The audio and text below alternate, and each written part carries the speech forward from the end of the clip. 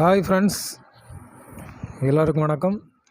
இப்போ உலக புகழ்பெற்ற ஏவிஎம் ஸ்டுடியோ வாசலில் நிற்கிறோம். இந்த ஏவிஎம் ஸ்டுடியோ வாசலில் கால் மிதிக்காதவங்க யாருமே கிடையாது. ஸோ அவ்வளோ பெரிய நிறுவனம். சமீபத்தில் தான் ஏவிஎம் சரவணன் ஐயா இறந்தாங்க. அது எல்லாருக்குமே மிகப்பெரிய வருத்தம். பக்கத்தில் காவேரி ஹாஸ்பிட்டல். ஸோ அங்கே ஒரு வேலை விஷயமாக போயிருந்தேன். போகும்போது ஏவிஎம் உள்ளே தான் அந்த ஹாஸ்பிட்டல் இருக்குது அப்படின்றத பார்த்தேன். ரொம்ப பழமையான நினைவுகள். எவ்வளோ பெரிய ஸ்டார்ஸ் ஆனாலும் இந்த ஸ்டுடியோ வாசலை மிதிக்காமல் யாருமே வந்ததில்லை, போனதில்லை. ஸோ மிகப்பெரிய நிறுவனம். சிவாஜி சார்லேருந்து ரஜினி சார்லேருந்து எல்லாருமே வந்திருக்காங்க. அதுக்குள்ளே இப்போ ஃபுல்லாக அப்பார்ட்மெண்ட் ஆகிடுச்சு. அதுக்கு பக்கத்தில் மின்சாரம்னு ஒரு செட்டு இருந்துச்சு. ஸோ அதுக்கிட்ட அந்த செட்டில் தான் ஒரு ஹாஸ்பிட்டல் ஒன்று கட்டியிருந்தாங்க.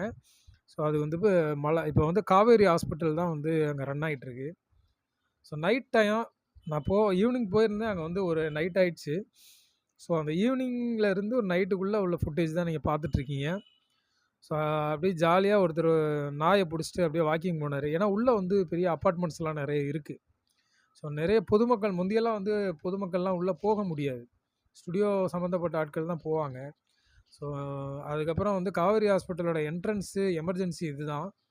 ஸோ நைட்டில் ரொம்ப அழகாக அந்த ஹாஸ்பிட்டல் இருந்துச்சு. நம்ம லைட் வெளிச்சத்தில் ரொம்ப பிரமாதமாக. நானே தான் ஃபஸ்ட் டைம் உள்ளே போனது. ஸோ வெளியில் இப்போ நீங்கள் பார்த்துட்டு இருக்குது ஏவிஎம் ஸ்டுடியோட அந்த உலக உருண்டை. சார் எவ்வளோ கண்கொள்ளா காட்சி பாருங்கள். எத்தனை வருஷமாக இது சுற்றிட்டே இருக்குது. சினிமாவுக்காக சுற்றுற அத்தனை பேருமே இந்த ஏவிஎம் உலக உருண்டையை சுற்றாமல் இருக்க முடியாது.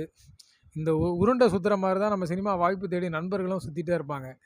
ஸோ அவ்வளோ ஸ்ட்ரகிள் பண்ணி இந்த கேட்டுக்குள்ளே நுழையிறதுக்கு ரொம்ப கஷ்டம். ரஜினி சார் படத்தில் பார்த்தீங்கன்னா இந்த உலக உருண்டையை காமிச்சிருப்பாங்க ஒரு படத்தில்.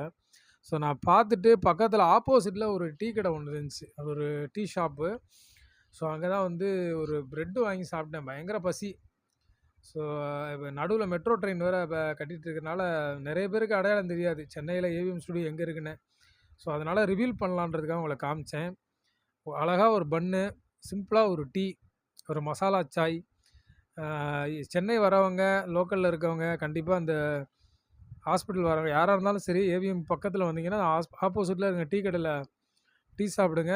ஒரு சேட்டன் தான், ஒரு மார்பிள் கப்பில் கொடுத்தாரு.